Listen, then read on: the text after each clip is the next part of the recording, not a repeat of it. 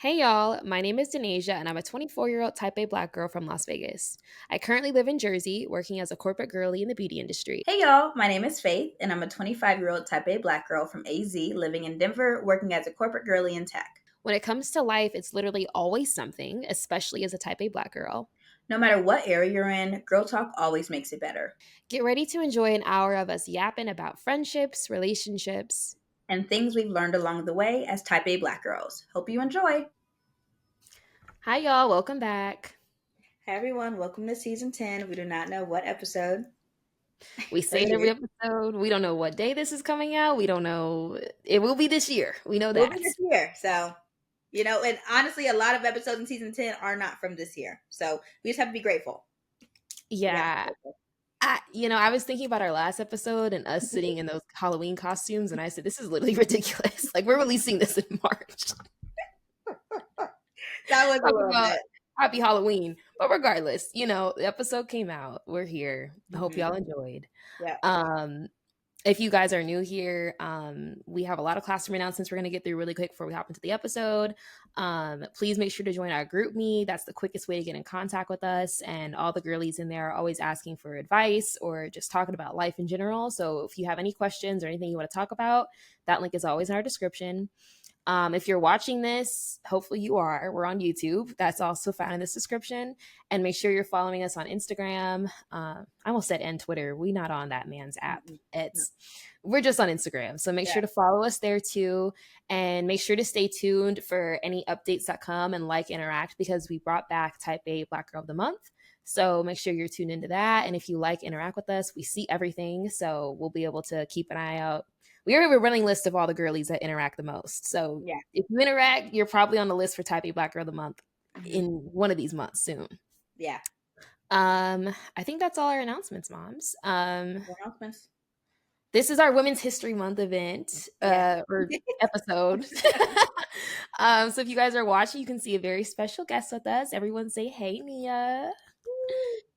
If anyone is new here, and hopefully y'all know by now, but I am a member of Delta Sigma Theta Sorority Incorporated. So Nia is my prophyte. That's how we first got to know each other. And since then, I mean, it's been 4 years since I crossed, which is kind of giving me a little bit of a Wow. crisis. I know, I Goodness. know.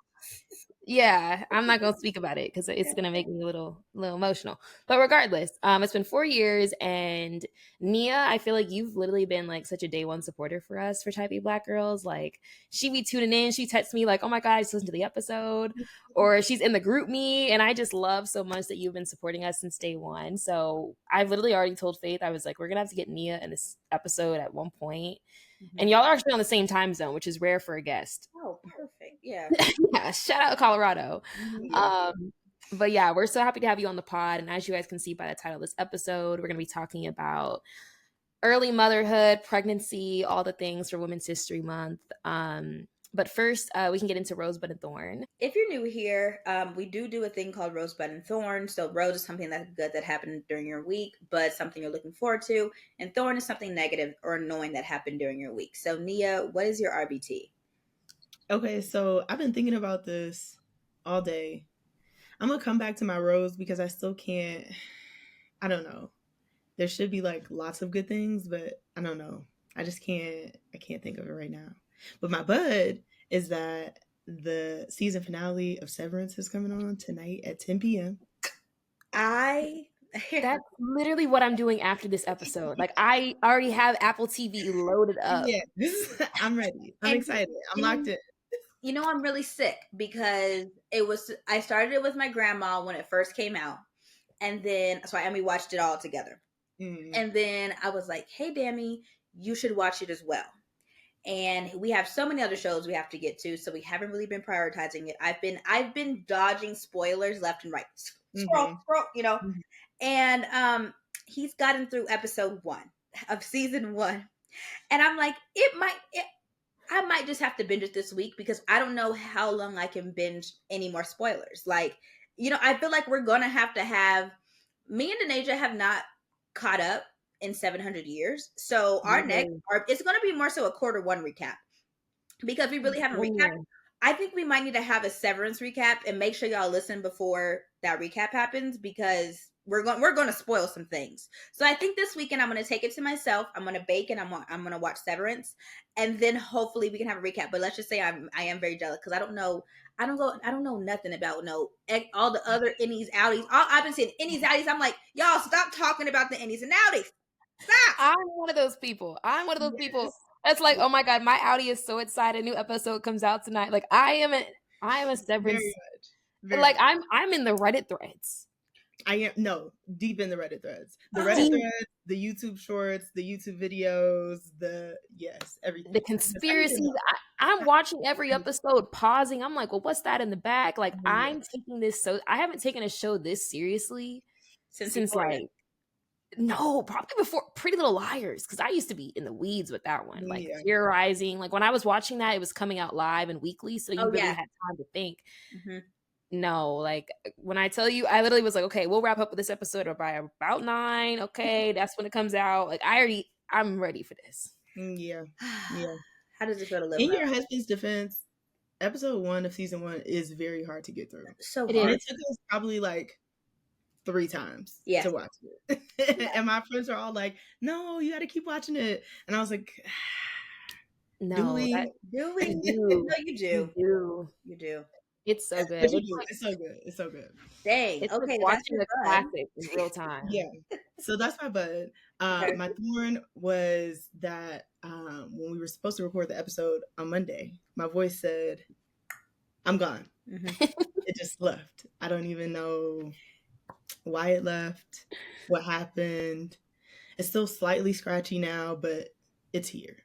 Mm-hmm. Because on Monday and Tuesday, there was nothing coming out. Mm-mm. I might as well have done whispering. Little ASMR. Exactly.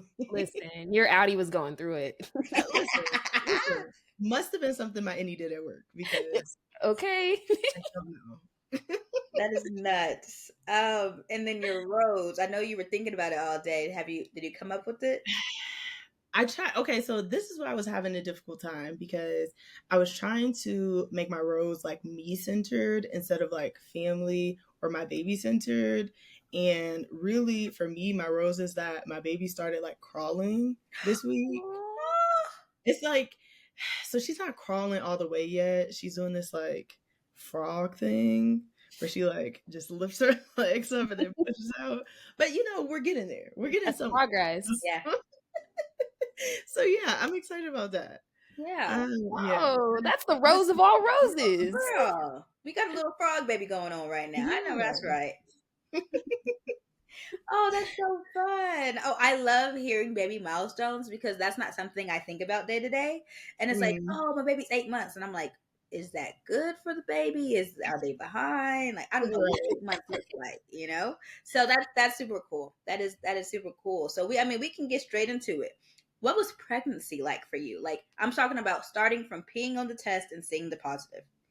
Well, so for me, that wasn't like a shocking moment like how it is for everybody else, where it's like, oh, am I pregnant? You know what I mean? Like, this was very much a planned pregnancy. I mean, obviously we're here as type A Black girls. Mm-hmm. I'm not, there's no accidents. Yeah. We're not doing this on accident. It was very much a planned pregnancy. So each time I took the test, I was prepared for it to say positive. Oh, wow. And when it didn't say positive, it's like, dang, now we got to try again. You know what I mean? Yeah. So then when it actually did say pregnant, there wasn't no like, oh my goodness. Like, how'd that happen? Exactly. How'd that happen is crazy. Yeah.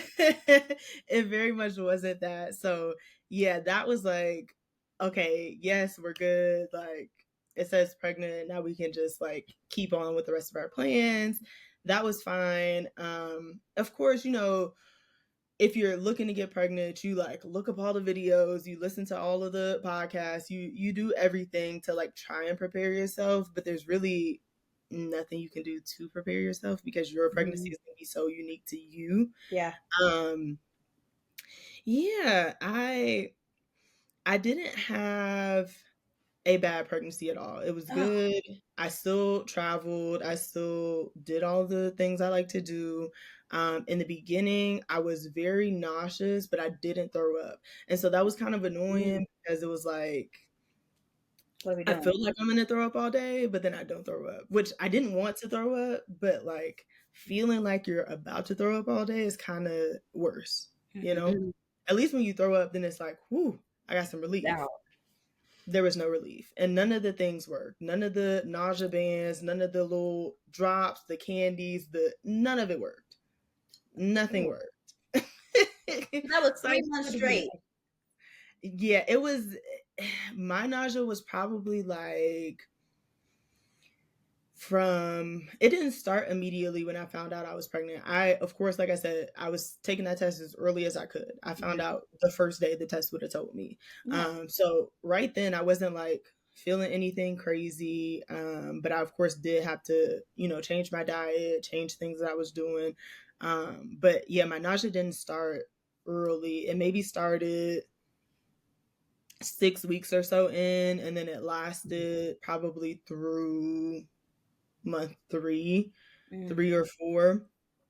It really was bad when I was like in a car or I take the train to Ooh. work. Excuse me. I take the train to work, and so it would be kind of bad on the train. But Mm. outside of that, it wasn't horrible. It would like come in waves, but it wasn't too bad. I didn't have any like severe swelling or anything like that. I didn't have Mm. like my face didn't change. Denasia saw me while I was pregnant. Like Yeah, like she was I the looked same. It was just the the belly. Like it was. same. Yeah, so I was happy about that. Because we've all seen the horror stories where Noses people look and like completely different The people. yeah, feet. the feet. Yeah. Yeah, Yeah. exactly. So yeah, no, I didn't have any of that. Really, my pregnancy was like quite peaceful. I live just it's me and my husband now, of course, our baby.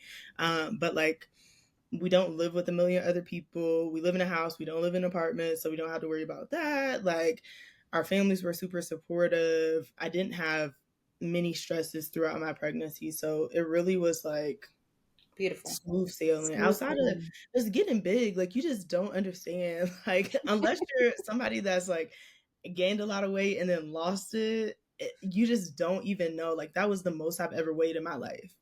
And Mm. it was Mm. crazy. Like you just get large. And there was like a big old belly out. I couldn't see my feet. I couldn't see my kneecaps. Like it was just a whole thing. And you just like you can't mentally prepare yourself for that. Even though you know it's gonna happen. Obviously, you get pregnant, your belly gets big, like it gets bigger than you ever thought your belly could get. Like when you're like, Wow. oh, let me see what I would look like pregnant. Like it gets bigger than you ever thought it would get. It's like Mm. how much bigger is it Oh gonna my get? god. And how was sleeping? I feel like this is something that stresses me out. Like I'm a Okay, stomach sleeper, so and that's just ugh. I don't sleep on my stomach. I sleep on my side normally, which I was still able to do. They tell you to try and sleep on your left side. I'm a right side sleeper, so I usually slept on my right side anyway. And it's not horrible. It's just they say it's better if you sleep on your left side. But I found this pillow that saved my life because I wouldn't have made it. It wasn't one of those like round pregnancy pillows that you see all the time. That was terrible. I ordered one of those. It was the flimsiest pillow I've ever met. Oh, oh I said, no. what am I supposed to do with this? Had to take it back. So I sent that back, and then I found this other one that was like it goes under your back, and it has Ooh. two like little pieces on each side. Because at a certain point of pregnancy, they say you're not supposed to lay on flat on your back. You're supposed to lay on the side, but then it's like kind of uncomfortable. So that Mm. gave you like some cushion on either side of your belly, and that pillow saved my life. Anywhere we was going, we was traveling. I'm taking this pillow with me Mm. because I need it. I'm not gonna make it through the night. But other than that, I slept fine. I didn't have any like I don't know acid reflux like some people be saying they be having heartburn. I don't even know what heartburn is, so I didn't have any of that. No. No, I actually same. I've heard that for so many years. I don't I think don't I I have don't I don't I know what it don't. is. I have So no I clue. assume that I've never had it because I don't know what it is. So yeah, no, like I didn't have any of the like bad pregnancy symptoms that people talk about. Um, yeah, It was pretty easy. Beautiful. What I do want to ask, how long were you and your husband together, or dating then married, and what made you guys decide, okay, now the time to have the baby? So we started dating in 2016. We got married in 2020, and then we had her in 2024.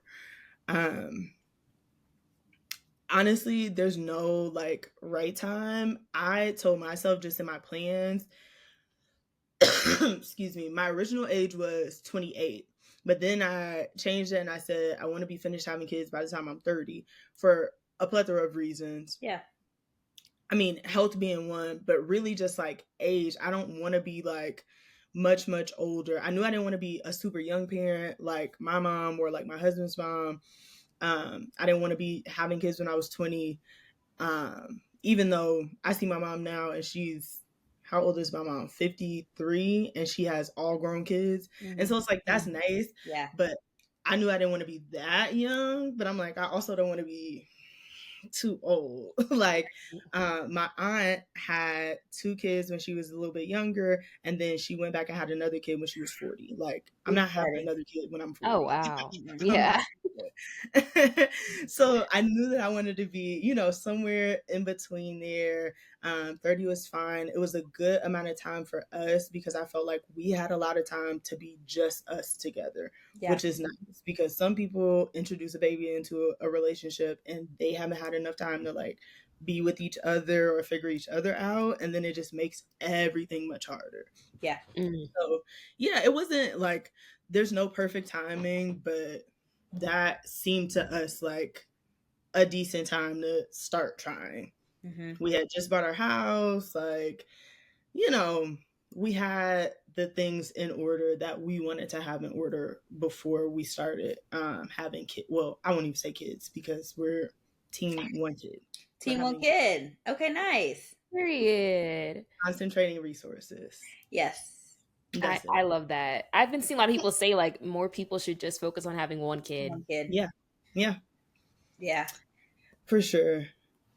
Wow. Okay, love. I'm enjoying this. It's very educational because I mean it's not that it's right around the corner, but probably after this pregnancy is when I'll probably pop out. So yeah. Swerve in that corner. Whoa.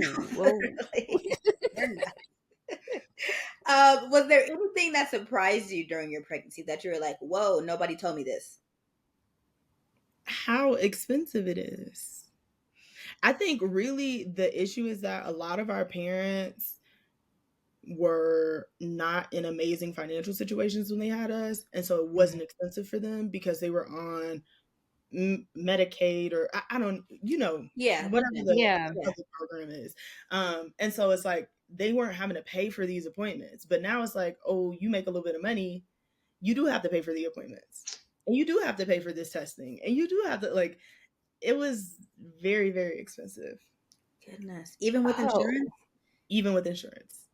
And that's the hard part. Because it's like, oh, I have good insurance, but you still going to doctor's appointments and they still going to send you that invoice. Yeah. And not so much the appointments, but it's all the extra stuff like ultrasounds. Even with insurance, an ultrasound appointment is running you several $100s each time. Each time. Each time. Each time. Why did I not? For some reason in my head, I thought when you have a baby, the babies start once the baby's out. Nope. Hold on, how many ultrasounds did you get? Like, what's the minimum you have to get? You only have to technically get one, which is your anatomy scan, and that's just to make sure that everything is developing how it's supposed to. But when I went for my anatomy scan, they said, "Oh, there's some views we can't see of her heart, and yada yada yada. We need you to come back so we can see if she moves, so we can get these pictures." Long story short, I had to go in a couple other times because they couldn't find the pictures they were looking for. If you don't want to go back, say you don't want to go back. Yeah. That's the lesson here. Say you don't want to go back because they're going to charge you every time somebody touches that ultrasound machine. Every time. And there's no at-home ultrasound kit. And that's the thing. No. Can't DIY that one. They can't Pinterest that one. Can't. Yeah, No, I never yeah, thought yeah, about yeah. ultrasounds costing money. No, ultrasounds are expensive. The like regular doctor's visits aren't too much. It's like the same as a typical doctor's visit. But things like genetic testing, if you want to get that done, if you're interested in getting genetic testing done, I would say start doing it early and maybe like piece by piece because there are so many of them and they're very expensive. But you only have to do it once ever because you're obviously your genes don't change. Um, So what do you mean by genetic testing? Like Yeah, you what does it do? yeah. so it tests everything that's in you, and if your parents have gotten it done, you have a little bit better scope of what you have going on behind the scenes. Obviously we know the things that are dominant, like if I have sickle cell or if I have, you know what I mean, stuff like that. But there's some things that don't show up because you don't have the dominant traits for that. Mm. um Mm, and so you have to test. And what's important when you're having a baby is because you're combining your DNA with somebody else's DNA. Mm-hmm.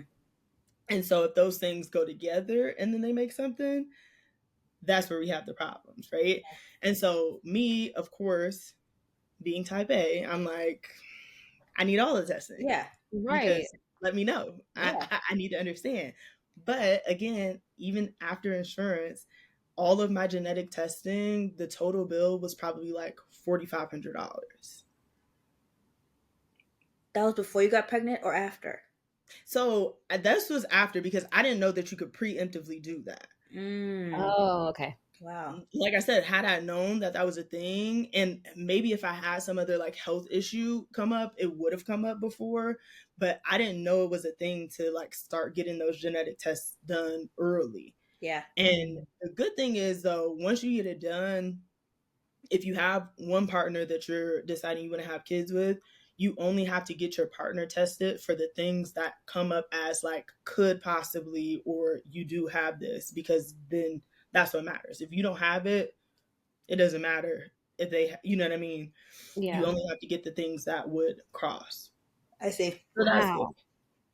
Oh my. But yes, Why? very, very expensive. That was the surprising part for me. I was like, where are all these bills coming from? Where are they coming from? Oh my Ah, god. I So don't understand. before you had started getting pregnant, or started trying to get pregnant, were you like, okay, like let's start saving up, or you're just like, well, probably let's start saving up because you're type A. But what was that like? Yeah, I mean, less like planned.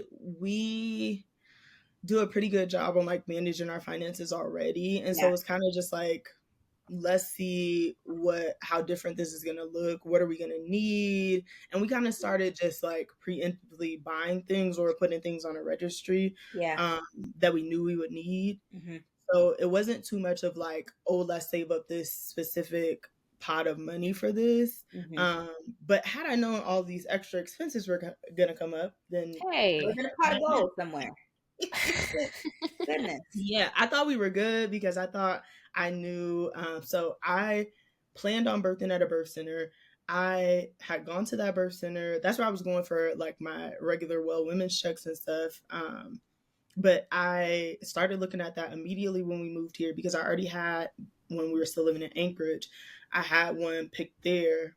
This is even before we were trying to get pregnant. But I just need to know when this does happen, Yeah. Right. where am I going to be at, you know? And so when we moved here, I started searching immediately. I found the place. I went, did the tour, all the things.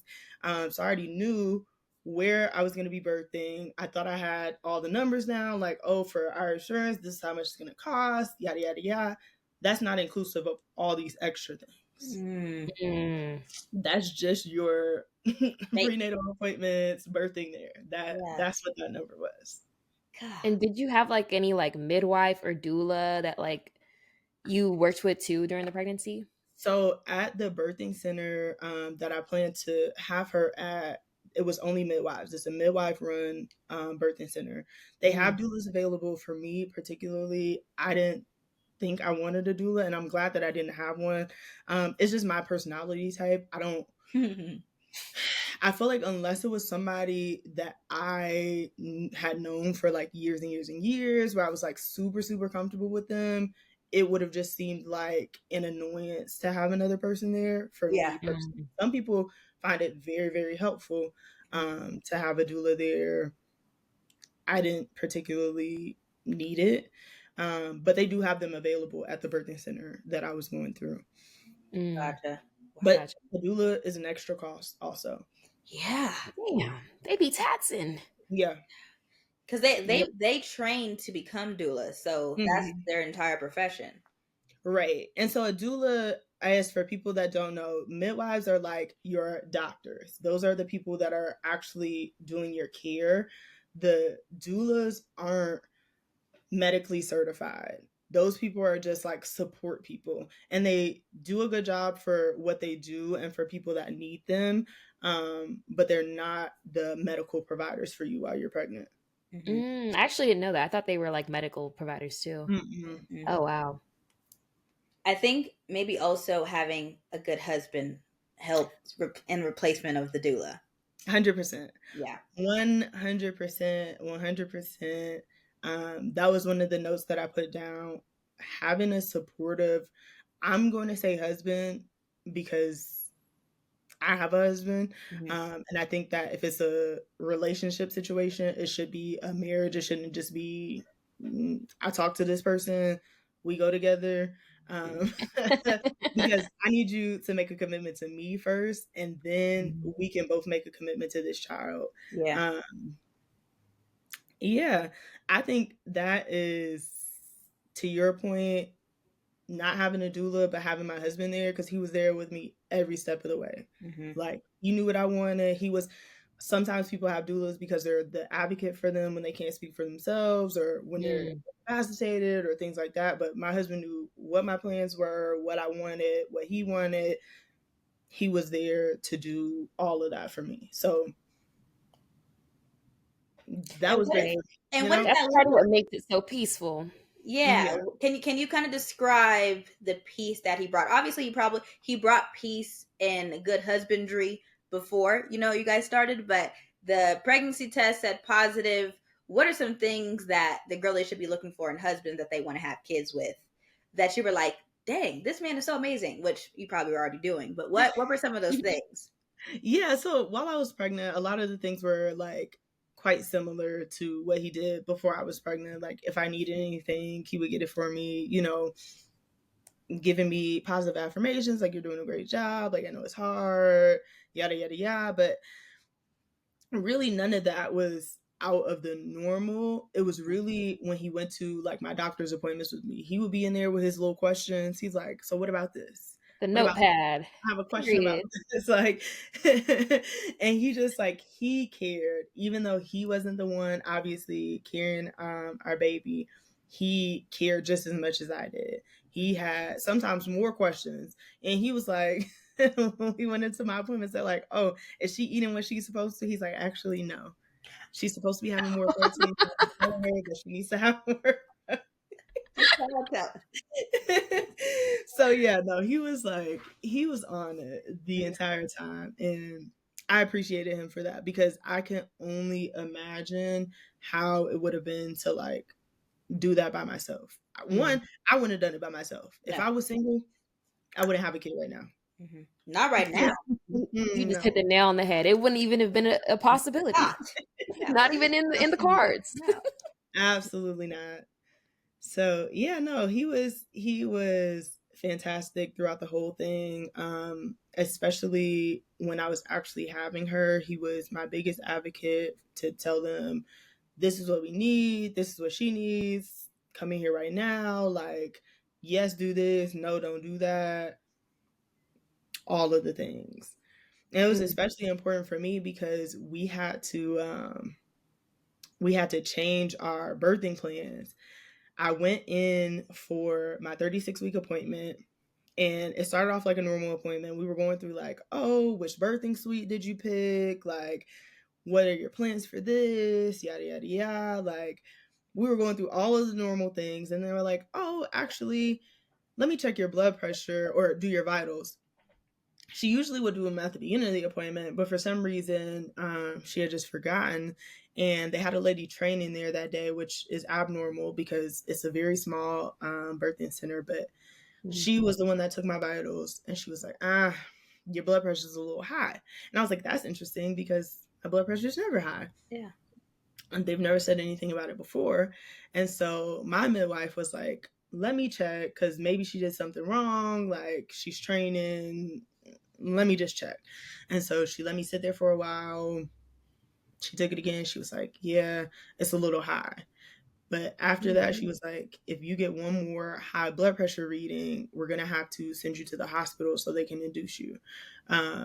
Because at the birthing center, because it's not connected to a hospital, they have very strict parameters for who they can birth for. There's so many things where it's like, if you have this, you're risked out of care. And there's some immediate things like if you're having multiples, you can't birth there. If you have gestational diabetes, you can't birth there. Like there's several things that immediately risk you out, but having 2 high blood pressure readings is another thing that risks you out. And because I was almost to my 37 week, which is technically full term, they said that on my 37 week, they were going to go ahead and induce me because they didn't know what the situation was. They didn't want it to get worse, obviously. And so they were like, we're just going to go ahead and get her out of there. But that was beyond me because they said, oh, first time moms usually go past 40 weeks anyway. So I'm thinking at my 36 week appointment, I got at least 4 weeks left, you know? Right. And she's like, oh no, on Sunday. This is Friday. She's like, on Sunday, you're going to be induced. Oh. Well, that wasn't. That's very, very tight P. Very tight P. Oh my gosh. It was. And so we had like everything planned. Of course, like I said, we wanted to birth at the birth center. It was going to be nice and calm, cool, serene. We're going to have our nice little comfortable room, have some little music playing. It was very much not that because we had to go to the hospital. We didn't want anybody to be there. I said I wanted it to just be me and my husband and whatever midwife was there. But after they told us that, I was like, no, call my mom, call your mom. We need him here immediately. Yeah. Right now. Tell him to get here tonight. So yeah, Red eye. and of course they're like all in shock because we had already told them like, don't come. We'll let you know when to come. Like immediately we were like, no, actually, I take it back. We need you They here need you. because I don't know what's about to happen. Oh my So yeah, God. but during that whole experience, he was like my biggest advocate. When I needed something or when something wasn't feeling right, he was going to go talk to the nurses like, hey, I think she needs this or we need this. I'm going to go do this. I'm going to go get your little snacks. Like he was so supportive through the whole thing. Oh my gosh. Oh, I love that because the risk of Black women with pregnancy to begin with is already that part high. Yeah. Oh my Yeah, God. when I saw somebody, definitely baby daddies, was not a husband, playing PS5 while she was pushing. Oh, see, if I was a nurse, I would have turned the electricity off. That's very crazy. That's so That's trifling. inconsiderate. You're bringing life into somebody that's playing PS5 while you're pushing. It's very crazy. And it's just like, even just hearing all this, I'm like, my mom did this 3 times with nobody. Yeah, no, it's very crazy. I say the same thing because like my dad was there, but yeah, you know, but my parents weren't married, and so it wasn't like we didn't always live together. I can't imagine raising a kid by myself, and the let fact alone that we turned out regular. exactly. Like, oh my gosh, Right. Broke the cycle. broke Breaking the generational curses. like no, truly and truly. So did you end up having a natural birth? Did you have an epidural and did you have a C-section? No, so I had a natural birth, vaginal. I did not get an epidural. I didn't want one. Really? Wow. Yeah. What made What you was your reasoning for that? I really don't like taking medicine like that anyway. Like I take medicine if it's very dire need. Usually the most medicine I'll take is like cold and flu medicine. Like if I'm that type of sick, like coughing sick, I'll take that type of medicine, but I really don't, especially like pain medicine. I just, me personally, I try not to do it. Yeah. Not for any particular reason. It's not like, oh, I think medicine is the devil or like, I don't know. I just, for me personally, I don't know. Do you consider yourself a high pain tolerance person? I guess I would say that. I think I went into it with the mindset of I don't think that I've ever felt anything that was like truly painful. A lot of ultra discomfort, which is what it ended up being. No parts of it were like excruciating pain. And I don't know. I've never been shot. I've never like broken a bone. So I don't know, that pain may be different, but it wasn't 1 through 10. for me personally. I can't speak for anybody else. And some people be out here having 10-pound babies. My baby was not 10 pounds. So for me, it wasn't, it was discomfort. It was uncomfortable. That was it. It wasn't like, it wasn't painful. Like I said, I didn't get the epidural because I didn't feel like I needed it, which I didn't. Wow. Yeah. I Was don't. there like anything you did during your pregnancy? Like I've seen videos of women being like, I drink this special juice and it makes the baby slip right out. Was there any type of like, no? No, I didn't I do mean, she anything. had 2 days to prep. So, I mean, there was only Exactly. That's true. Exactly. very But short. even in those 2 days, like I didn't do anything different. Yeah, that Wow. was just That's luck, I guess. I don't know. amazing. You're blessed. I'm not gonna lie, you're like a great PR for pregnancy right now Great. because I feel like all I've seen No, no, is no. like, Listen, I'm not doing it again. Oh, yes. I'm not doing it again. But it wasn't that bad. Wow. But I'm not doing it I'm not doing that. you said, but one and done. for sure. Wow. That, One and done. whoo, that no epidural. Right before you came on, we were talking about it, and I was like, oh, yeah, I'm absolutely getting an epidural. She's like, yeah, absolutely. Yeah. I literally said, shoot me up, doc. Like I just don't Okay, know. listen, I'm gonna ask a series of questions. I need to go and put my baby's bottle on the warmer so Okay. her grandma can put her to sleep. Okay. But I'll be right back, and I'm gonna ask a series of questions as to why you want the epidural, and then we'll discuss. Okay. Okay. Okay, so I feel like lots of people say immediately, I want an epidural because I think it's gonna be the most painful thing ever in life. What do you think pregnancy is going to feel like, or not pregnancy, delivery is going to feel like? Like with the epidural? No, Without it. without. Oh my God. I feel like it's gonna feel like your period, but 100,000 times worse with a thing, with the pressure of a thing coming out. Yeah. I feel like more than anything, I'm not really afraid of the pushing aspect. I think I'm afraid of like, I hear women talk about ripping. I think that word, the word rip, it just is a little triggering. And I think that's what I'm afraid of more than anything. I don't know if the epidural So helps with that, but like, it will not, and it could, but it might not. But are you saying the feeling or the fact that it's gonna rip? The fact that it's going to rip and the feeling, because you're still, even if you have the epidural, you're still, if you tear, you're going to feel that tear after. The epidural doesn't last for forever. No, but I'm saying during. During, but I don't even think the tearing is the part that hurts. It's after, because you still have to, obviously, we're all women. You still have to pee. And so everything is like right there together. And so that's, I feel like, the most painful thing. Like I had a very small tear. They didn't even need to do stitches. She said she could have done one if I wanted. I said no. It was unnecessary for me. But yeah, I don't know. I feel like from what I've researched, most people tear because they start pushing too early or they're pushing the wrong way. Some things are different, like if your baby's in a bad position or stuff like that, some things you can't get around. But if your baby's in the right position, I don't know. Ooh. And I had a small baby, so maybe it's a little bit different for a bigger baby. Yeah. But Was your husband a small baby too? no, I feel like we were both pretty like average sized babies. And I think my baby was a little bit smaller. One, she was gonna be small because I'm a quite small person. I'm not large. So she was, gonna be small anyway. But then of course she was born right at 37 weeks, and not 40 or 41.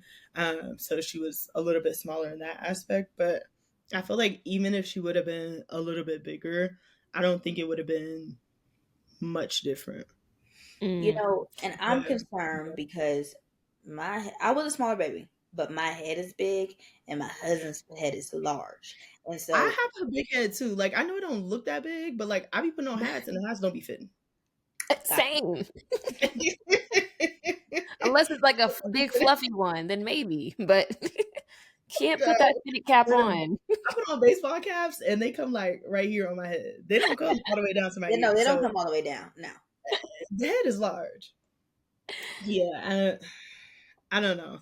I think that if people change their mindset about going into their birth, they'll have a better experience. I think if you go into it Mm. saying this is going to be the most painful thing in my life, it will be the most painful thing in your life.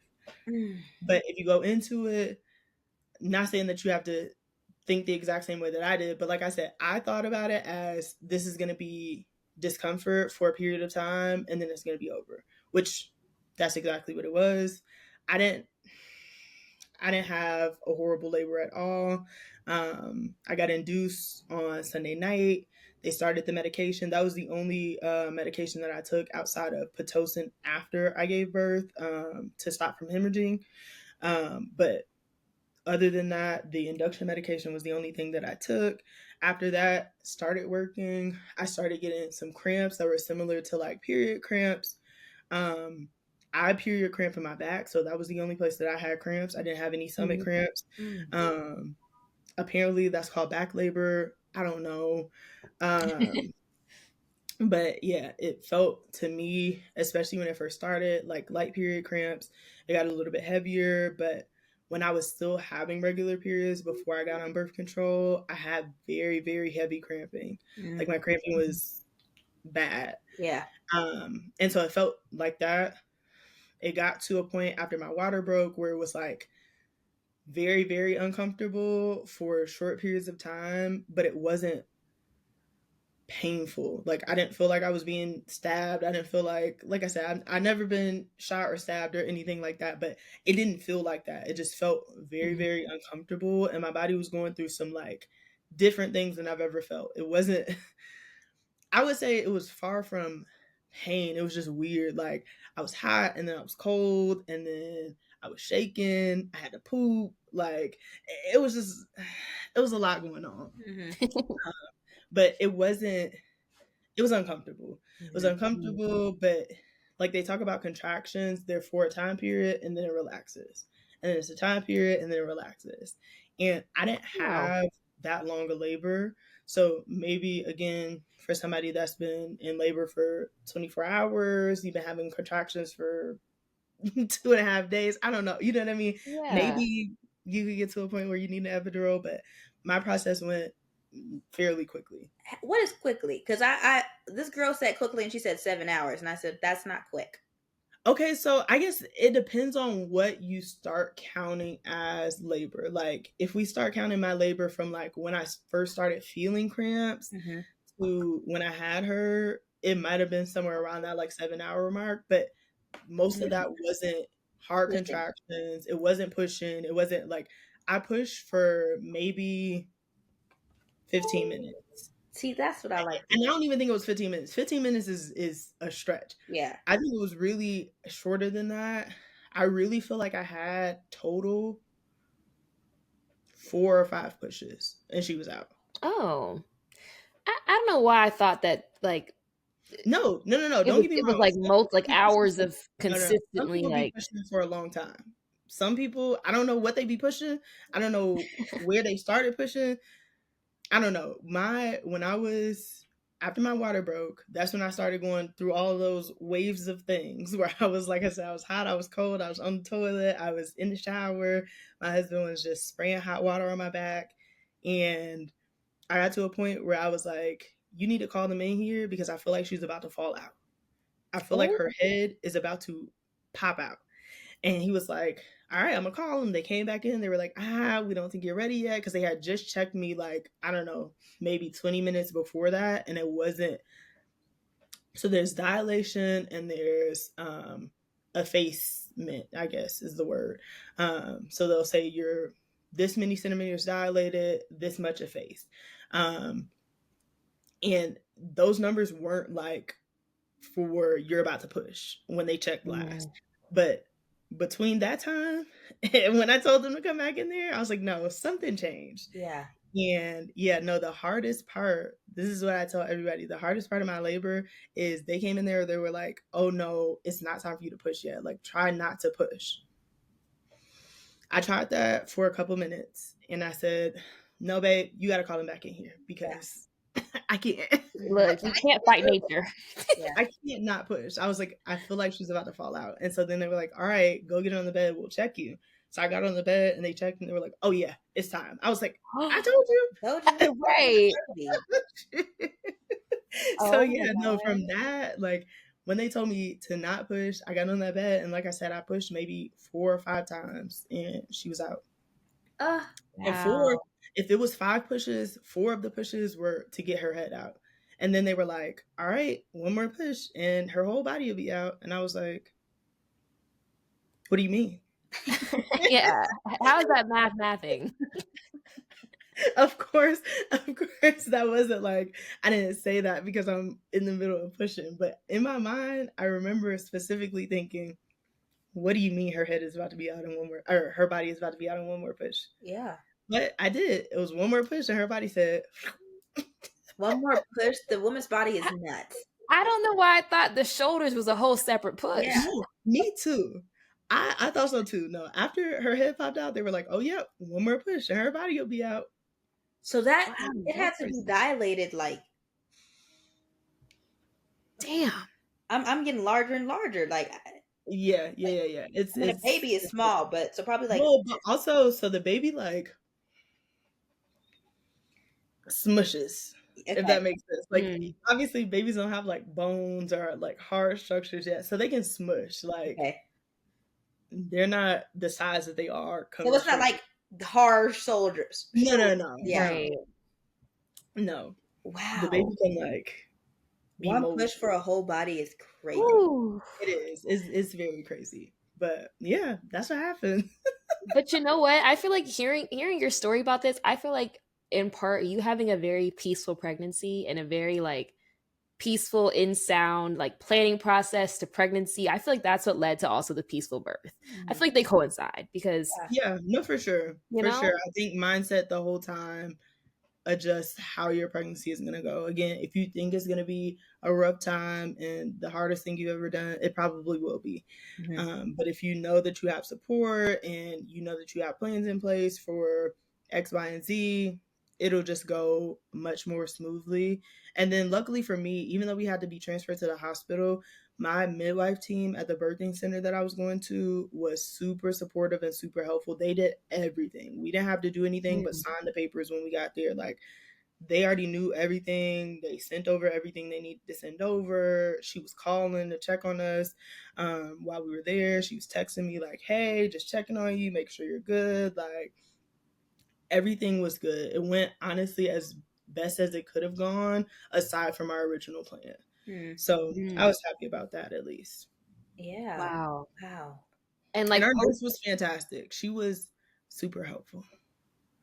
oh, Super. period. Wait, if you don't mind, like if we could drop resources in the chat too, like whoever whatever birthing center you were looking at originally and the Yeah. pillow The too. pillow. That's If what I you was have Oh, any yes. Okay, so the birthing center that I was going through, and I still go there for like I said, my well woman appointments. Like, I got my IUD put back in there, and I'll continue going there. But it's called Colorado Birth and Wellness. Again, it's a midwife run birthing center. They have 4 birthing suites that look like hotel rooms. Basically, they have bathtubs and beds in each of them, like regular beds, not like hospital beds. mm, They have all of the like birthing tools, the like little ladders, the slings, the birthing balls, the everything you could want in there. They have like a little living room, kitchen area. So like if you don't want to stay in the room, if you want to walk around, you can. But all the appointments are like super comfortable there. When you go and you get a robe, it's not the little like paper robe. They give you an actual cotton robe. a Like, fluffy one? wow. Exactly. They give you the little paper sheet to put over your lap. They give you a nice blanket. You know what I mean? Like it's Wow. very comfortable. And then it's midwives. So all of them, I felt like specifically knew what they were talking about when it came to birth or Hmm. when it came to women's health. And it wasn't just, oh, I'm going to a regular doctor or somebody that works at the hospital. It didn't feel clinical. It didn't feel cold. It didn't feel uncomfortable. Like I love going there. Um, and even after we had her, they have every year a coin hanging party. Everybody that gets birthing services there, you don't necessarily have to have your baby there, but they give you a little coin with your baby's name on it, and you hang it on their little Oh, tree that has all the little branches and all the babies that have been born there. So we that's went to that. It was weird to see so many other like babies yeah. because we don't see other babies that often, but it was nice. All the midwives were there.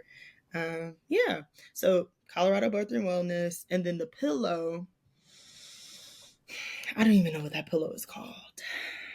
Let me see if I can find a picture of it. Yeah, if anything, we Maybe- can just drop it in the In the description description. or Yeah. post it on the story for the girlies. Yeah. If you have any pregnant type A girlies. Yeah, I know we definitely had one we definitely had one type A baby, but I don't know if we have well, I guess now we have no, we have three type A babies. Jaden's, I forgot the other girl's name. Oh Yeah, yeah. we have three type A babies. Her ad is like GIO. Yes, Yes. yeah, yeah. If she's listening, hey girl. Hey girl, yeah, how's the baby? Please DM us. We did want to also talk about you have the baby, you get home. What did postpartum look like for you? So, one, I'll say this. Our original plan, like I said, was to birth at the birthing center. At the birthing center, you have your baby, you're there for a couple of hours while they do all of the immediate checks, and then you go home. Now, I'm glad that we went to the hospital for that particular reason because if I would have went home immediately with that baby, I wouldn't know what to do. Mm-hmm. Mm-hmm. I wouldn't know what to do. One of the notes that I put down was a 1 day old baby is so small. And unless you've ever held a 1 day old baby, you don't understand how small and fragile they are. Like, even if you've held somebody's like 1 month old baby, it's so much different than holding a 1 day old baby. Mm. And I realized that, and both my husband and I realized that, like, we've never held a newborn, like fresh out, you were just born today, baby. Mm. And it's just a crazy experience. So, like, having to be so, like, gentle Yeah. and like you can't just like now she's bigger. I can just pick her up, sling her on my hip, whatever. Like she's durable.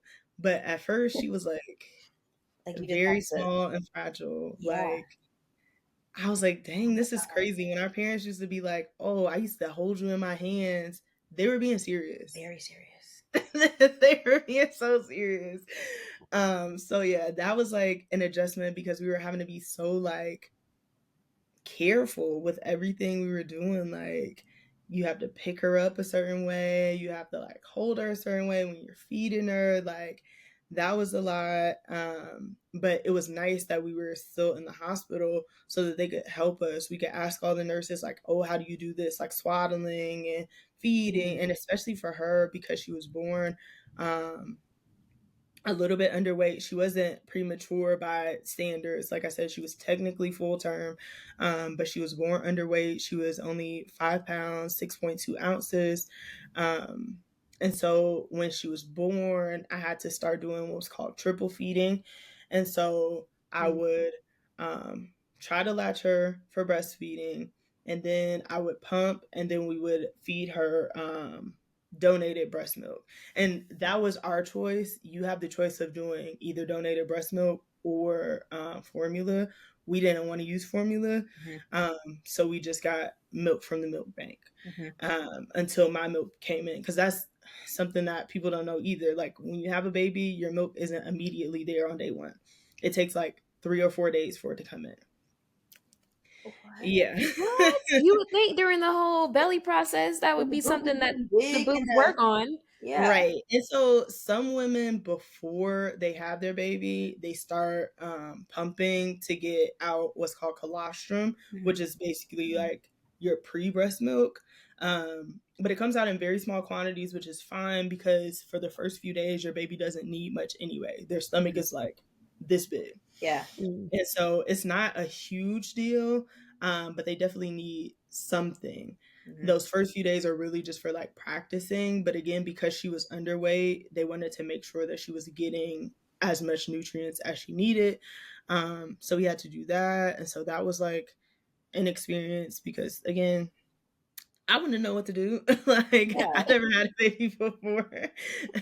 So, yeah, they were helpful with that. But then just like getting home on our own. So, both of our moms were here. And that was helpful for like the first couple of days. But then they, of course, both had to like go back to their lives. They had Yeah. stuff to do. But when we were there by ourselves those first couple of days, it was rough because it's a lot. The we were having to wake her up at that point because she would want to sleep a lot, but she needed to eat like every 2 hours. And so Oh, we'd have to wake her up, feed her, try to geez. go back to sleep. But like it Every was just 2 hours? yeah. Yeah, yeah, yeah. How long does that last? Is that just a newborn, like when they're like first couple days old, or is that consistent? Yeah, so it decreases as you go on, but it stays at that like every 2 hour, every 3 hour interval for quite some time. Like now she's 8 months and 2 days. Yay. But yeah, now she's at a point where she like sleeps through the night. And Oh, so all through the night from 7 p.m. to 7 a.m., we don't have to feed her. She's asleep. Like we don't have to do anything. And she eats during the day probably about like every 3 hours or so. But then because their stomachs are so small, they can't eat that much. And so that's why they have to eat so frequently because they can't eat that much. They just they just can't. wow. So yeah, that was rough because I'm a sleeper. And that was the Man. least amount of sleep that I had ever had in my life. And it was just like constant. It wasn't like, oh, we're in college and oh, we stayed out all night tonight and I got something to do tomorrow. You know what I mean? It wasn't that. It was weeks on end. So yeah, that was Man. rough. Luckily for us, we both got 12 weeks off of work. So we were able to be home together during that time. That was super helpful. We didn't have obviously work to worry about, but we had her to worry about. Um, in the early days, it was a little bit easier because she would sleep a lot. So we could still do stuff like when she would sleep, we could watch TV or whatever, whatever. But like now, her wake windows are much longer. She's up for much longer portions of the day. And we personally don't do any screen time with her. So we're not watching TV during the day. We're only watching TV after 7 o'clock after we put her down to sleep. Mm. Uh, So what does she do that in Tummy the time? while she's awake? Yeah, playtime. Like, does she have a nanny? Does she go to daycare? What does that look like? So no, we keep her at home right now. We don't send her to daycare. I'm honestly scared of Scared daycare. to take I know I have a kid now, but I really don't like other people's kids. They make my stomach hurt because I feel like they all nasty. I mean, kids are nasty in They general, but are. like obviously my baby is my baby. But yeah, I'm like kind of afraid to send her to daycare, but also daycare is hella expensive. So Yeah. both of us work from home. Well, I Oh, have a hybrid schedule where I work from the office like 2 days a week, but it's pretty flexible on like which days. But my husband works from home 100% of the time, and so we just kind of like pass her back and forth. But also recently, my mother-in-law just moved down the street from us, oh, so Oh, that's amazing. Yeah, perfect. yeah, yeah. oh yeah, you got blessed, bro. That's the tip right there. If you have a mother-in-law, get her to move down the street from you. Right. I I want to retire my mom and have her live in an apartment down the street. Like Yeah, that's what I want to do. I'm like, listen, I want to be a stay-at-home mom, but I also want help. And I'm like, Mom, you've done this 3, 4 times. I believe in you. Now, when you get on my nerves, you can go back to that apartment, but then the next day we can restart again. Like that's what I Right. need. Now, his mom isn't quitting. His mom is getting her master's to get another level of nurse. I don't know, to get higher pay at being a nurse. But I know my mom would, because my mom sends me Instagram reels of babies all the time. My cousin says, "Hey, I want a kid around," and I'm like, mind you, we're the only one that's married. You know, like how long was your family saying we want a kid? My family, not really. My mom doesn't have any other grandkids, but she was like always open to the idea. For the longest time, I said I wasn't having kids, Oh, but that was before I had a man. oh, okay. Because again, I was saying, I'm not having no kids. No, I'm not doing hmm, it. not doing it. And so my mom was kind of like either or. My dad was, either or as well. But my dad's wife, literally every year, she'd be like, "So, Hey. like one year I texted her Mother's Day and I was like, "Oh, happy Mother's Day." And she was like, "Thanks, but when am I going to be able to send you this message?" He said, "You're next." You're next. And she was right. Yeah, so she was really the only person that was pushing the issue because she doesn't have any grandkids either. Oh, okay. Okay. But yeah, no, my husband's mom, this is her sixth grandkid. Oh, Not her Yeah. first And she's rodeo. been no, she's been a grandma for a long time. Her oldest just turned 23. Um grandkid? so yeah. Whoa, Yeah. that's crazy. Yeah, yeah, yeah. She's So not new yeah, to this. she's She's been true to a grandma this. for a long True. time. But yeah, it's nice. Because she's retired, she wanted to move away from where she was living anyway. And so we were like, "So, Hey. you said when we have a kid, you can move here." So, Let's get this going. Period. so yeah, no, she literally just finished moving all her stuff in, but she's on literally the next block over from us. So it's super helpful to have her where we're like today. My husband is out. He's in a intramural flag football league, and so he had his game tonight. And I'm like, I have something to do. Can you come in, put her to bed, please? And she's like, "Oh yeah, no problem." Period.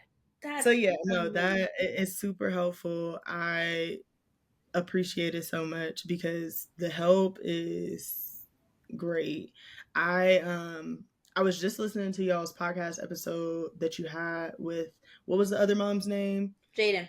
Jaden. Jaden, yes, yeah. I was just listening to that episode, and she was talking about like her friends being a village, and we have an excellent friend village here as well. But it's like at a certain point, I'm not gonna ask my friend to just be like, "Hey, can you watch my baby?"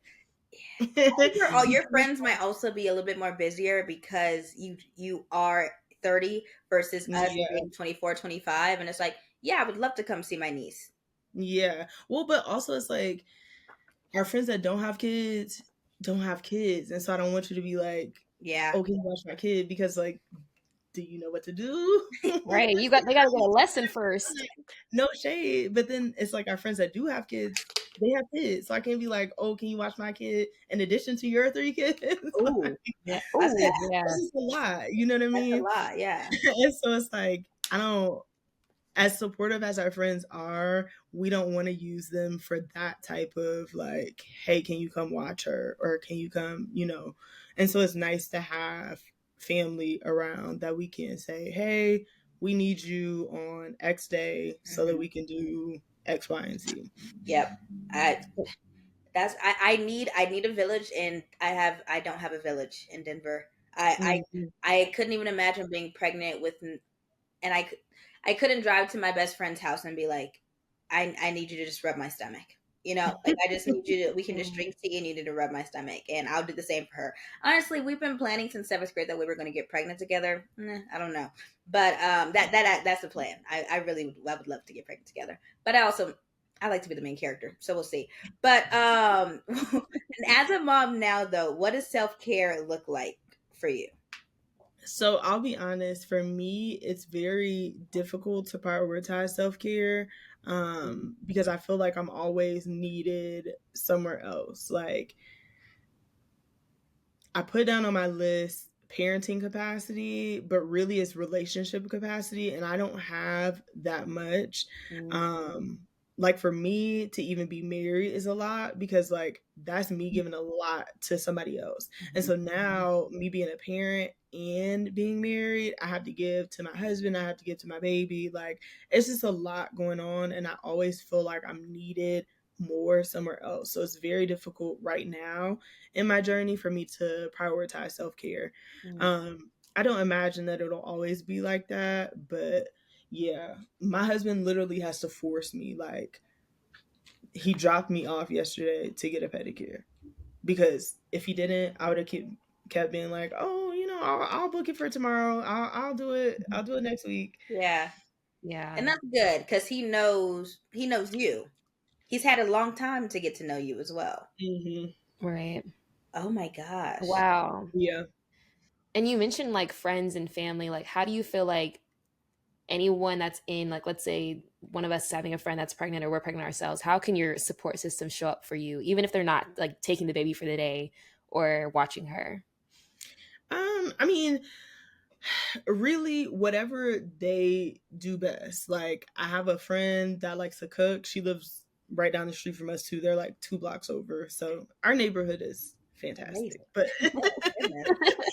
she likes to cook, and so while I was pregnant, each week she would just be like, "What do you want me to cook you this week?" She would cook Oh, it. I love She would bring it that. over. That's amazing. That would be it. But I mean, anything like just being there when they need you for what they need you for. Like, don't come in with your own expectations for like, oh, I'm gonna come over here and I'm gonna watch the baby. Like, especially right after they have the baby. A lot of people say that, like, I don't want you to come and hold my baby when you come over here. I want to hold my baby. So I want you to come over here and like Do other talk things. to me, or like wash a dish, or Yeah. Right. vacuum the carpet, or you know what I mean? Like Yeah. something else that I need to do that I haven't been able to do. Like that's the type of support that we need. And of course, sometimes it is come and watch my baby, but we have so many like specifics for who and where we want to watch our baby. Like Mm. outside of family, we've only ever had one friend come and watch our baby, and she's a nurse. Oh yeah. And Yeah. so we feel super comfortable leaving our baby with her, Mhm. because you know what to do. If Yeah. something start happening to her, you got a You're first line there. of defense. Yeah. But Listen. literally, that's our village, because that friend doesn't even live here. She lives in DC. And when we told her we needed her because one of our friends was getting married, which we tried to make sure that we were still going to important things. And it's like, our friends are getting married. We don't want to miss that because we got a kid. You know what I mean? Yeah. And so we said, hey, Kim, can you come and watch her while we go to this wedding? And at this point, she was like, she was still very young. So there wasn't much to do besides like feed her, watch her sleep. Mhm. But she was like, "Oh yeah, just let me know the dates. Like I'll be there."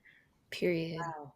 Acts And of she was, service. That's a friend yeah, right there. Goodness gracious. Using yeah. your PTO to watch someone else's kid, I have to Well, really she might not use PTO. I'm not gonna hold you. oh. She's a nurse, and so she has a lot of like She has a lot not, of free time. but But just the yeah, fact that I'm gonna yeah, get out of yeah. my routine to come watch my No, for sure, you for know? sure. That Yeah, I'm not gonna lie, I understand. It's well, not that I understand, but I, to be frank, I did have a dream where I had a kid. No, I'm so serious. Hold on now. These vitamins I've been taking, they're giving me crazy dreams. And I this is literally like 2 weeks ago. I had a dream that I had a son. When I tell you, first of all, I got pregnant and I gave birth in the same day. okay. All So it right. wasn't accurate. But I will say, when I had my son, I literally was so protective. Like I didn't even want anyone to kiss him. Like my mom was in the Oh. delivery room and he was pushed out and I was like, I want to hold him. I don't want anyone else to hold him.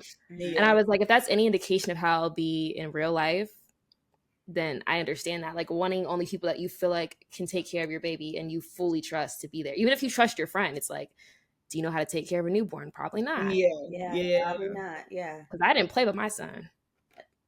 Well, and just like He how was many real, but specifics we have. We have like a routine for everything. We have a Yeah. very specific way that we want to do things. And I'm just grateful that our family and friends have kept with that, like especially our family. My mother-in-law, like anything we tell her, we like, don't do this, don't do this. She's listening to all the Oh, shenanigans, and Oh, I love that's she's that. great. and I appreciate that because, again, we all hear the stories about these crazy mother-in-laws, like, Mm-hmm. oh, I left my baby with her and she did this and yada yada. I Mm-hmm. don't have to worry about that, Mm-hmm. and I'm very thankful for that.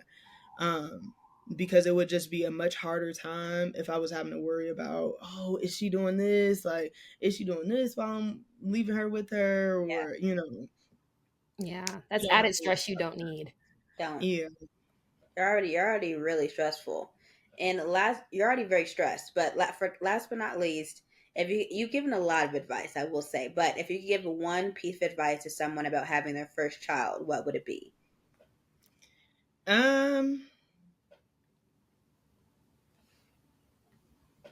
I would say know yourself. Know yourself, what you want, what you need. One, it makes it easier for the people around you to advocate when you can very clearly express those things. Because there's some things that you have to make the choice.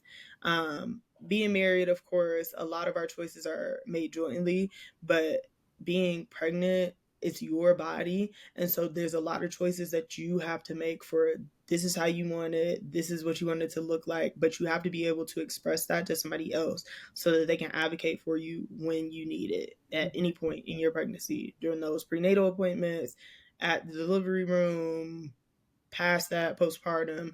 um yeah, and then like I was saying, about capacity, relationship capacity, parenting capacity, if you know that you don't have the patience to even deal with your spouse, you probably shouldn't be having 3 kids because you're not going to magically develop the patience. Like, Ugh, yeah. know yourself. Like, I know that I wouldn't be able to be the type of parent that I want to be if I had multiple kids.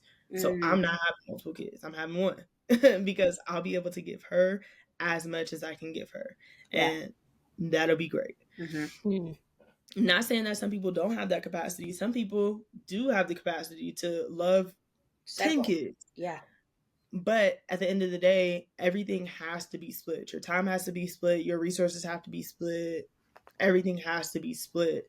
Um, and so, yeah, just knowing yourself, knowing what you want, what you like, what you don't like, what you have the capacity to do.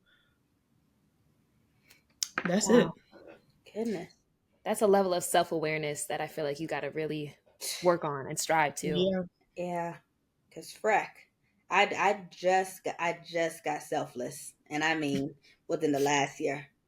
I was just like, dang, I am a very selfish person. And I think it's just like, okay, I'm first daughter. A lot of people are depending on me. I got it. I got it.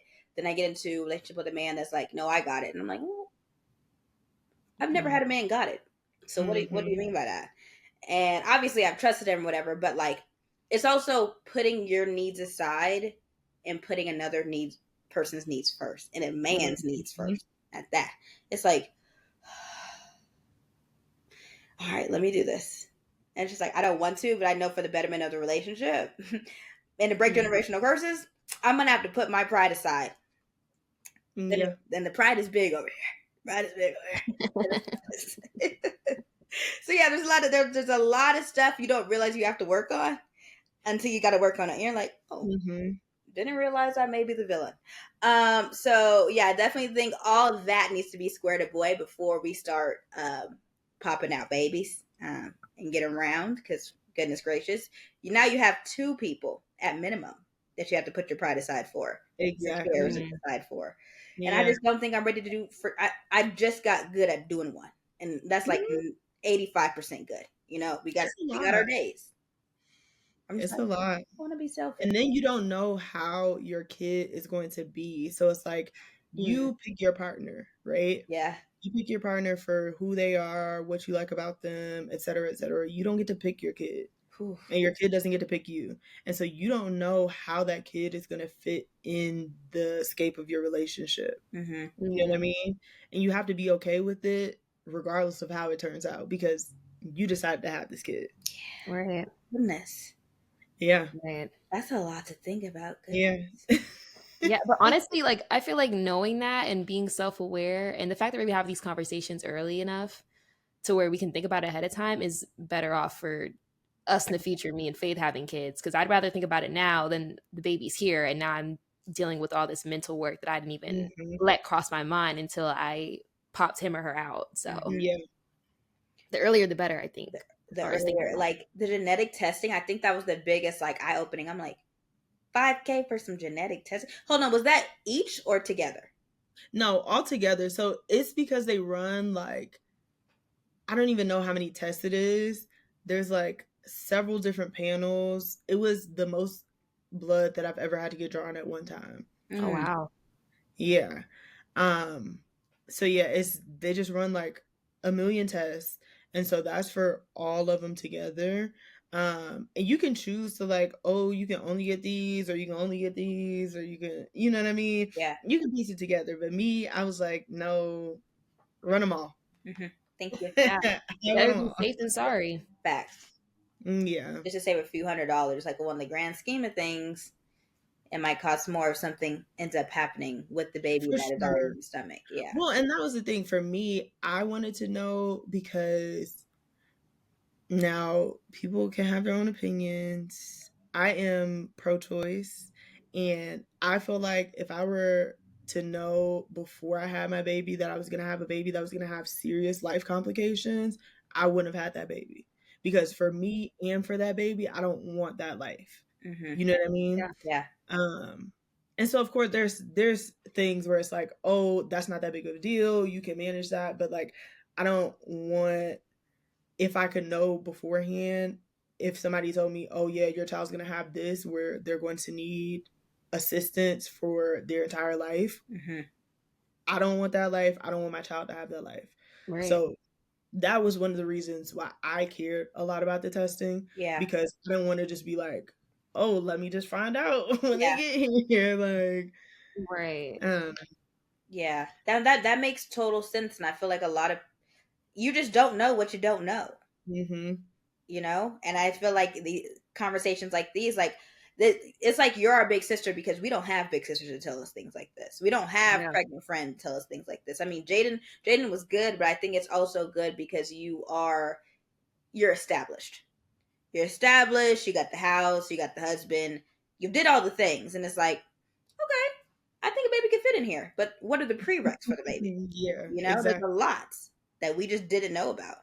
So that's goodness gracious. I felt like I was at a class in this this episode. It was needed. I'm not gonna lie. Like for me, I feel like I learned a lot during this session. So thank you. But like more than anything, I feel like you relieved a lot of anxiety I had around like A lot. pregnancy and birth. Not that I'm like planning on anytime soon, but like I've always had like a lot of anxiety around like becoming a mother, and I feel like I've just harped on negative stories I've heard, and I feel like your story is one that I'm like, okay, I could do that. I could do I that. could see myself going through that and being okay and being like, yeah, I got this, super mom, you know? And Yeah. that's like, I feel like you need to hear stories like that to even see yourself going down that path. Fact. Hmm. And I think that like knowing that having a baby doesn't end your world. Like Mm. it Mm. doesn't, it does change your world for sure, but it doesn't end your world. Even like being pregnant. While I was pregnant, I was still doing everything that I normally did. I was still going out, I'm at the parties, I'm traveling, I'm doing whatever. Dude, we was at the casino. We was in Vegas at the casino. I said, yeah. Exactly. So yeah, I was doing whatever, and even like after she came, me and my husband love to travel, and we've still been traveling. Like she has already been to 2 different countries, 3 different states. Period. Oh, Yeah, she like, listen, we bringing her along. yeah. Passport is We tatted going already. Uh, yeah, that's yeah. I think that's also another one of my it's not a fear, it's just I think a pregnancy ick when I or not a kid ick when I see them like flip out that stroller. I'm like, that seems miserable. That doesn't look fun actually at all. And but then they'll have two other boys, but they're like a toddler and like a 7-year-old. So they're running around. So they have to have the back. Oh, where's your backpack, Connor? Like, and then he's the dad flipping and it's just like Yeah, see, no, that's a lot, and I don't want. That's why I only want one kid because we're Yeah, not We're doing not all doing that. all that. not doing all that. Yeah, one. That's it. Yeah, And but with 2 on 1, we're done with senior. Those strollers are like transformers, I swear. I swear No, every they time I really see one, I'm are. like, how did they even they put No, that. I can't lie though. I'm so ready to use. We have like a small travel one Mm-hmm. that like folds up and you can take it on the plane with you. Ooh, It like folds up to, I don't know, maybe like this big or a something. nice size. You just can put it in the little overhead bin. I'm ready to use that. She's not big enough for a jet. She's almost there. So you just have to hold her during the, oh, not the flight, but during throughout the airport. Yeah, so we tried several different things. It was a learning process. I'm glad that we took our first test trip because we knew we had a trip planned to Mexico for my birthday in December. I had her in July. We knew we had Mexico planned for December, and we were like, we don't want an international trip to be our first trip trying to travel with her. So we were like, let's just go to Dallas real quick, and you know what I mean. It's a cool little short flight. It's nonstop. We're gonna figure it out. And so the first couple of times we were going through the airport, we brought the stroller. It kind of was a nuisance. And so since then, we've started just checking the stroller. When we check our bags, we check the stroller, we check the car seat, and then I just carry her in my carrier. I have a Bjorn carrier. We have several other ones too, but that's the one that I like to use. And so I just hold her in that while we're going through the airport. It's fine. My hands are free.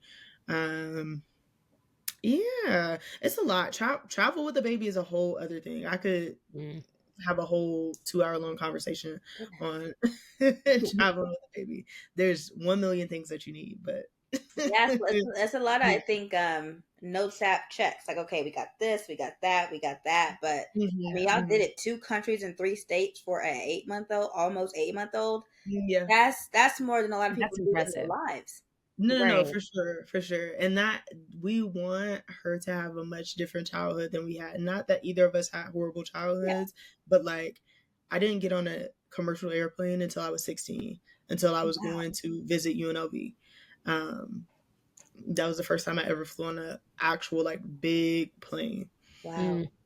She did it when we went to Dallas. She was 10 weeks, and then we went to Taiwan literally the next week, and she was What? 11 weeks. Yeah, Taiwan? it was very random. It was Good random. flight deal? Yeah, okay, so listen, we were coming back from Dallas, right? We were literally on the plane, getting on the plane from Dallas to come back to Denver, and I was checking my email, and Delta was like, "Hey, we got some international miles deals." And I was like, "Let me see." You know, you look at the emails, you don't never expect Right. to. Let me see Yeah. what they're talking about. You just look at them. So I'm like, let me see what they got. And I was like, babe, it said we can go to Taiwan for 40,000 miles and $45 each. I said, Oh, well, yes. We'll be going to "Yeah, Taiwan. sure." And he like, when? I was like, Friday. This is, mind you, this is Tuesday. I'm like, Friday. Oh my! I love that the Yeah. spontaneousness. That was it. And it was great. It was fantastic. Wow. Wow.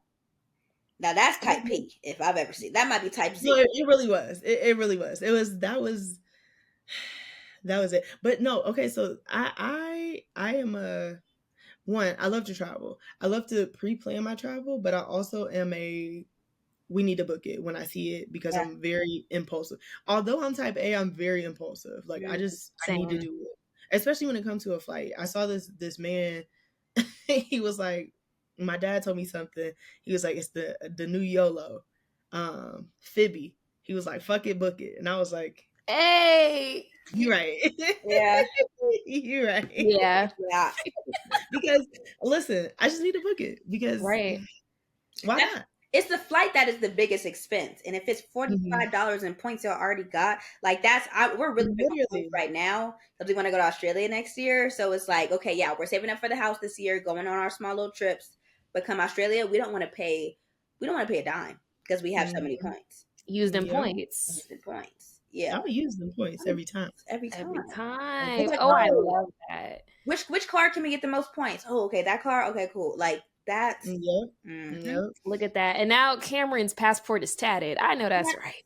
It is. It is. That is so sweet. A baby passport. Yeah. We took her in there. We were like, listen, no, it was so funny. When we took her to get her passport, I talked to her every day, obviously, but leading up to that day, I have been telling her, like, listen, girl, we're going to go get your passport. They're going to take a picture of you. You got to be like, cheese. Yeah. Like, when we took her to get her passport picture, she was 4 weeks old, 5 weeks old, or something. Like, she was very young, right? Oh my God. But I'm like, listen, girl, you gotta say. Oh, you But talking like a somehow baby, a real adult.